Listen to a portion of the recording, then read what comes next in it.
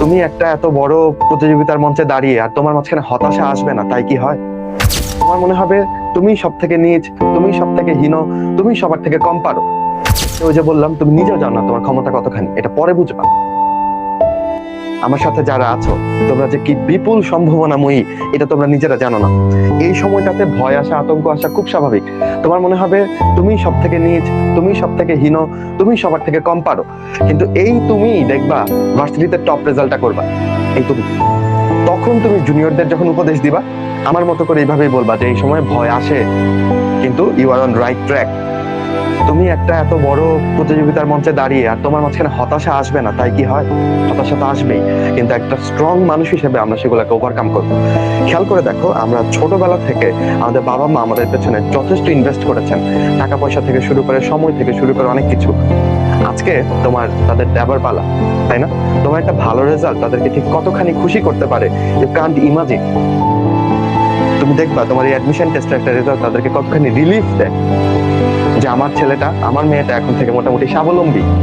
স্বাবলম্বী এই কারণেই বললাম, তোমার মাঝে মধ্যে ইচ্ছা করে না যে আমি আমার বাবাকে বা মাকে ছোট্ট একটা গিফট দেই, কিন্তু পকেটটা ফাঁকা, টাকা নাই? আমারও তোমার মতো অবস্থা ছিল, বুঝছো? তো আমার মনে পড়ে, আমি যখন মেডিকেলে আসলাম, ঢাকা মেডিকেল কলেজে, আমি প্রথম বছরেই আমি কিছু ইনকাম করতে পারলাম স্টুডেন্টদের পড়িয়ে বা এরকম উপদেশমূলক কথা বলে। সেই টাকাটা আমি জমালাম, আমার মাকে আমি একটা গিফট কিনে দিলাম। আমার মা কোনোদিন হিরে পরেন নাই, তার আগে আমি একটা হীরের একটা ছোট্ট নাকফুল কিনে দিলাম। আমার যে সেই কি আনন্দ, মানে এটার অনুভূতিটা এখনো সযত্নে আমার হৃদয়ে রাখা। আমার বাবাকে আমি একটা দামি ঘড়ি কিনে দিছিলাম। তো দেখো, এখন আমি চাইলে আরো অনেক কিছু কিনে দিতে পারি, সৃষ্টিকর্তা সেই ক্ষমতাটা আমাকে দিচ্ছেন, আলহামদুলিল্লাহ।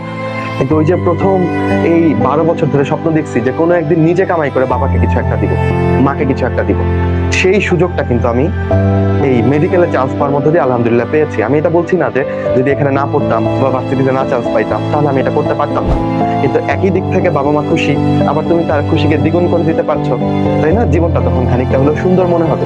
আমার কথায় কেউ মিসআন্ডারস্ট্যান্ডিং ভাবে নিও না, মানে তুমি চিন্তা করো না যে ভার্সিটিতে পড়াশোনা নাই, মেডিকেলে বা ইঞ্জিনিয়ারিং এ পড়াশোনা নাই, এভাবে চিন্তা করলে ভুল হবে।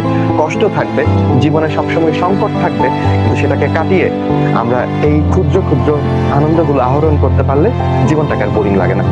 আচ্ছা, সো আমি এগুলো প্ল্যান ছিল না, বাট তোমাদের কাছে অনেক কথাই বলে ফেললাম। সো তুমি যখন পড়তে বসবা, আগে একটু চোখ বন্ধ করে চিন্তা করো, আমি এত খাটতেছি কেন, কিসের লোভে খাটছি? এই যে 2 ঘন্টার ভাইয়ের বায়োলজি ক্লাস করবো, 2 ঘন্টা কমও হতে পারে, লেটস সি। তো এইখানে আমি কেন করছি, আমার উদ্দেশ্য কি, আমার এই ক্লাস থেকে আমার বেনিফিট কি, এগুলো ভেবে নিয়ে তারপর কাজে লাগো। আর যারা এখনো মনের মধ্যেই দোটানায় আসছো, তারা কিন্তু পিছায় পড়বা। মানসিকতা দিয়ে আগায় থাকতে হবে, মাথায় রাখবা তুমি একটা স্ট্রং মানুষ, ঠিক আছে? চিন্তা ভাবনায় স্ট্রং হোক। তুমি চাইলে, ওই যে বললাম, তুমি নিজেও জানো না তোমার ক্ষমতা কতখানি, এটা পরে বুঝবা, ঠিক আছে? আচ্ছা, আমরা অনেক কথা বলছি, চলো